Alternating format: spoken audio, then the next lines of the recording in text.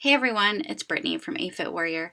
So today I'm talking to those of you who struggle with depression and anxiety, and those of you who really just struggle for no apparent reason. You know, you wake up and you just feel like complete shit. And I want to talk to you today a little bit, and I want to share a little bit with you about what I've struggled with and what I continue to struggle with. Because I feel like a lot of people think that I have everything together, like I have my shit together and I'm good. And 9 times out of 10, that's true, but it's not. And I want to just kind of open your minds a little bit to kind of what I go through every day. And this will be great for those of you who don't understand depression, that it's a chemical imbalance, and those of you who don't understand anxiety and think that, you know, it's all made up in our head. That might be true for some people. It's very true that you can create your own problems, and you can make something that isn't a problem. And you can, you know, be dramatic about something and just blow it out of the water proportion wise, and then it becomes an issue, obviously. But those of us who really are tortured, like in our minds, I think that we are just programmed a different way. And it's not something that we necessarily create. Obviously, we would not create internal anguish because it's not fun. But I think that a lot of people think that it's, you know, something that we can help, and it's not. And so I just want to kind of tell you guys a little bit about what I've struggled with, what I continue to struggle with, and what I do to kind of avoid these negative thoughts. This is just something that has been on my heart to talk about. And so instead of writing this big long post that 5 people would read, I would rather talk to you and actually connect with you, because I feel like this is a better way to do that. So I've struggled with depression my whole life, whether I wanted to admit it or not. Ever since I was little, I just always remember feeling sad and lonely. And even though I had friends, and I had before my mom got sick and before things got hard, I still remember feeling really sad and lonely. Whether it came from my parents' divorce or whether it came from my mom, you know, being torn apart from my mom and then my dad, I don't know. But I always felt alone. I've always felt like I've had to do everything alone. And so from that, you know, my childhood struggles, most of you know that I went through a really hard time. My mom was very severely mentally ill after she overdosed on her antidepressant medication, and almost died. And that chemically imbalanced her brain to not be right. So, we went through this whole thing, you know, my story. Most of you have known my story, but if not, you know, we went through a period of homelessness. I spent 3 years on the streets of Pensacola, Florida, homeless, eating out of garbage cans, not having a place to stay, sleeping in our car. You know, that was very traumatic. I missed 4th through 8th grade. I was not in, you know, I was not put in any kind of school. So that was very traumatic. And from that, my issues started to manifest themselves a little bit more. So I became very melancholy and very depressed and very dark. I would write books and books, and I still have them somewhere. I think they're at my dad's house, but I have books of really morbid, dark poetry about dying and wanting to die and just being so alone and so depressed and so miserable and just wanting it to be over and wanting it to stop. And that wasn't me acting on those thoughts of ending my life. That was me just expressing my sorrow, my sadness, and my want for my life to be something different than it was. I just kind of accepted the way my life had to be because I had to take care of my mom, but I would manifest that in poetry. And so I would write about, you know, just pain and sorrow and death and darkness. And it was something that just consumed me. And I mean, this was when I was 10, 11 years old. Okay. So this is something that has always been a part of me, right? I just kind of took this darkness with me for a really long time.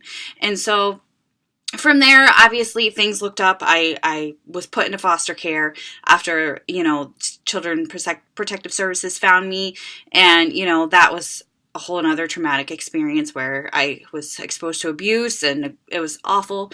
But then I had my happy ending. I was taken in by my dad, and he gave me a place to live, and he's amazing. You know, those of you who follow me know that I love my dad, and my dad is the best man in the entire world.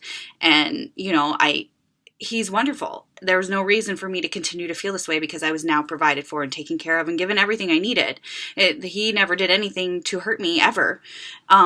But I was still very focused on being this dark, melancholy kind of person. I always had this lingering, I'd just be angry. I was so bitter. I was so negative. Everything good in my life, I rejected. Like I couldn't accept anything good. I had to be consumed by what was wrong and what was bad. And my focus was what was wrong with my life, not what was so great about it and what was good and what was right and what had happened. I was just so focused on what I didn't have and what I didn't accomplish and the things that were wrong and the things that I were doing wrong. I was so focused on this negativity. And this is when I was 14. So I went through this really dark phase in high school where I was like wearing all black and I was like wearing those chain pants and I was all like gothic and weird. One of my friends used to call me Queen of the Damned like when I was in 9th and 10th grade because I was like super weird.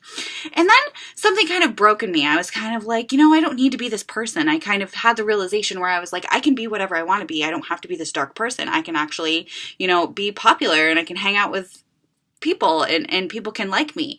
I started to kind of realize that I had control over that. That wasn't something anybody taught me. I just figured it out. So I was like, okay. So I started to dress like normal, or not that people that dress dark are not normal. I'm not saying that, but I stopped dressing so dark and I stopped being so focused on death and sorrow. And I started to laugh and have fun because I would look at everybody that was laughing and having fun and that had a really great life on the outlook. I wanted that. I wanted to be a part of that. I wanted to be that. So fake it until you make it. That was my thought. So I started to dress like all the popular kids dressed and I started to hang out with them and they actually started to like me. And I, joined choir and dance team and cheerleading and I flourished into the social butterfly and it was like so great. But I was still so negative and so depressed and so focused on the things that I was not and the things that I did not have. And I was not content ever. I was negative and just very, felt like I was alone and I just projected that. I put that into the universe every single day. So naturally the universe responds to you, whether you believe in God or a higher power or whatever, that responds to you and it just gives you what you put in, what you put out into the universe is what you get back. And that's kind of what I want to talk to you about today, because it's not until I started believing different things is when my life started to change and I started to have a, more creative mindset.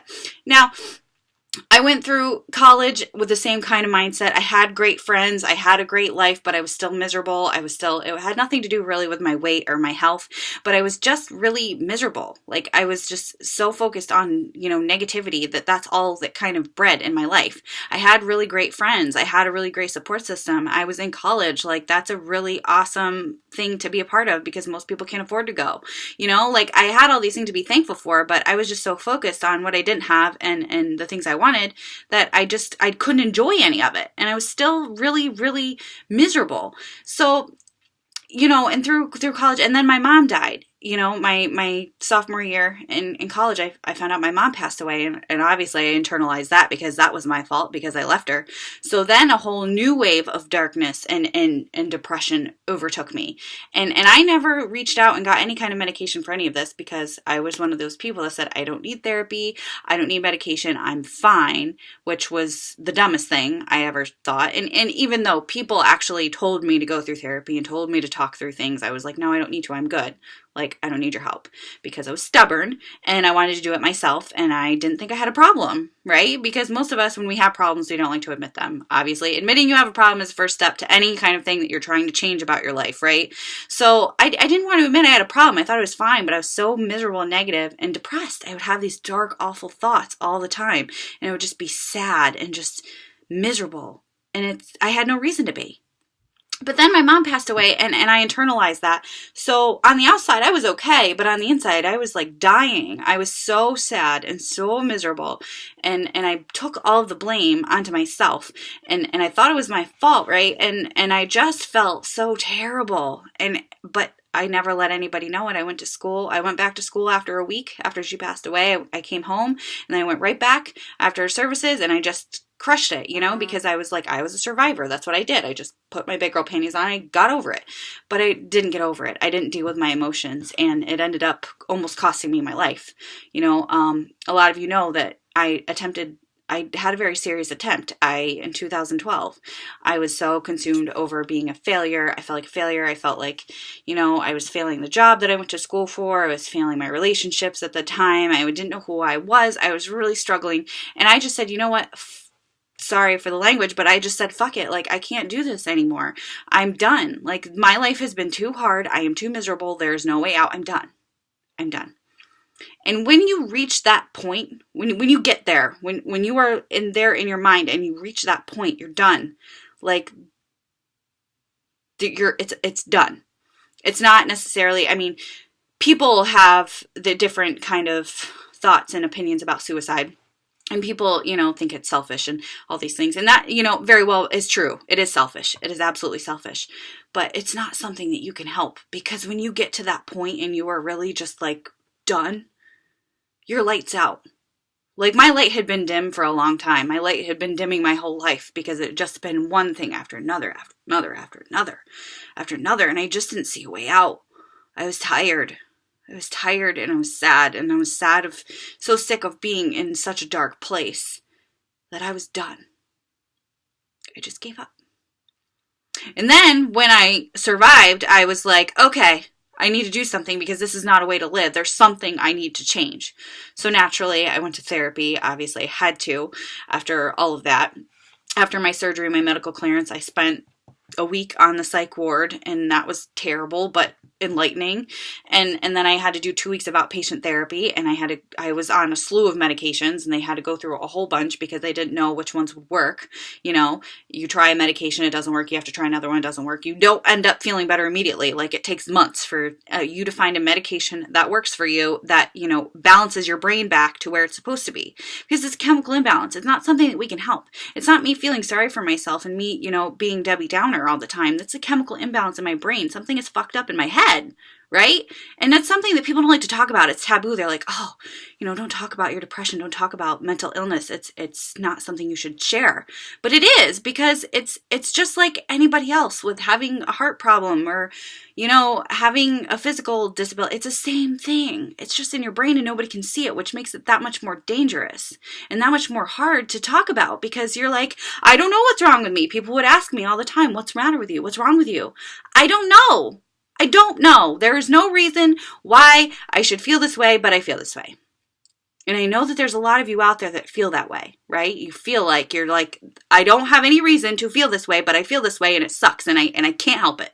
Because you really can't. It is a chemical imbalance in your brain and you need to go to the doctor and tell them that. And they will put you on medication, and there's nothing wrong with being on medication. I am still on depression medication to balance my brain, a very low dose. My dose is lowered completely to the minimal dose that you can possibly have.